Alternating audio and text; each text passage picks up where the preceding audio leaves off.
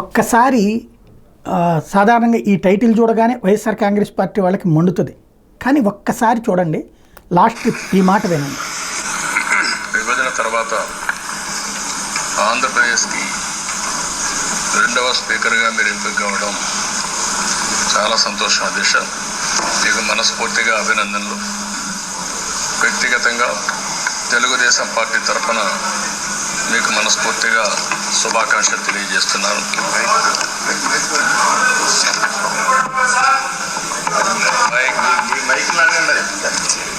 మైకులు పెట్టలేదని సరిగా మైకులు సరే మాటలు వస్తాయి, ఏం బాధలేదు, మాటలేం బాధలేదు. సుదీర్ఘ అనుభవం ఉంది, మీ అందరికంటే ఎక్కువ అనుభవం ఉంది, అన్ని చూశాను రాజకీయాల్లో. కాబట్టి మాటలు ఆటోమేటిక్గా వస్తాయి, మాటలేం తగ్గవు, మాటలు తగ్గవు, ఏం బాధ లేదు. అదేనయ్యా మైక్ పని, మీ ఆధ్వర్యంలో మైక్ పని చేస్తా ఉంది. ఆ రోజు మా ఆధ్వర్యంలో బాగానే పనిచేసింది, మీ ఆధ్వర్యంలో పనిచేస్తా ఉంది. కాబట్టి మీరు ఆలోచించుకోవాలి.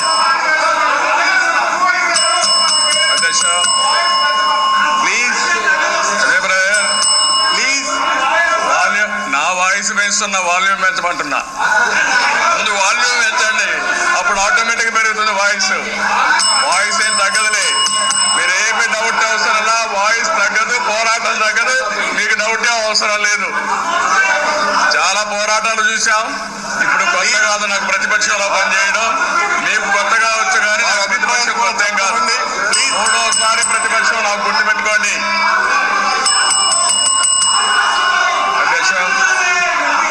అధ్యక్ష ఈ రోజు నేను కాంట్రవర్సీకి పోదలుచుకోలేదు.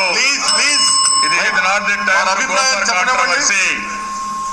అందుకని అధ్యక్ష మొట్టమొదటిసారిగా మీకు అభినందనలు, శుభాకాంక్షలు. ఈరోజు నా తరపున తెలుగుదేశం పార్టీ తరపున కూడా మనస్ఫూర్తిగా శుభాకాంక్షలు తెలియజేస్తున్నాను. మీకు సుదీర్ఘ రాజకీయ అనుభవం ఉంది. 6వసారి మీరు ఎమ్మెల్యేగా ఎంపికయ్యారు. అదే సమయంలో విద్యార్థి నాయకుడిగా ఇది ఎంత సంస్కారయుతమైనటువంటి అంశం. ప్రతిపక్ష నాయకుడికి ఆ రోజున అందరూ అవమానిస్తున్నారు తనని, ఆ రోజునే గెలిచి వచ్చిన తర్వాత సందర్భం. అయినా మాటకి మాట సమాధానం చెప్పారు, కూర్చున్నారు అంతా. అటు జగను ఆ మాటలు ఆపలేదు, అయినా చంద్రబాబు దాన్ని ఫేస్ చేశారు. లీడర్ అంటే అధికారం ఉన్నప్పుడే కాదు, ప్రతిపక్షంలో ఉన్నప్పుడు అది చూపించాల్సి ఉంటుంది.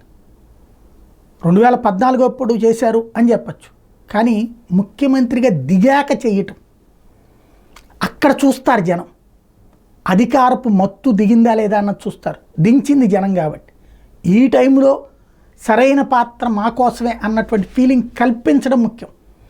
అక్కడ మిస్ అయింది వైఎస్ఆర్ కాంగ్రెస్ పార్టీ.